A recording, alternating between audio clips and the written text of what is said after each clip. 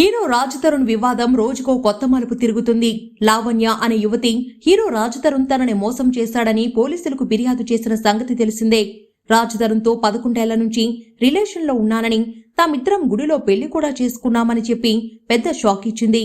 మధ్యలో ఓ హీరోయిన్ రావడంతో ఆమెతో ఎఫైర్ పెట్టుకుని వెళ్లిపోయాడని చెప్పుకొచ్చింది.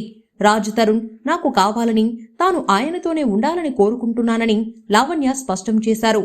లావణ్య చేసిన ఆరోపణలపై స్పందించిన రాజ్ తరుణ్, నేను ఒకప్పుడు లావణ్యతో రిలేషన్తో ఉన్న మాట వాస్తవమేనని చెప్పుకొచ్చాడు. అయితే 2016-2017 తర్వాత ఆమెతో తనకు ఎటువంటి శారీరక సంబంధం లేదని రాజ్ తరుణ్ క్లారిటీ ఇచ్చారు.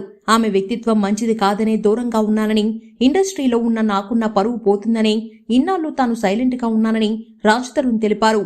ఇరువురు కూడా ఒకరిపై మరొకరు కేసులు పెట్టుకోవడం జరిగింది.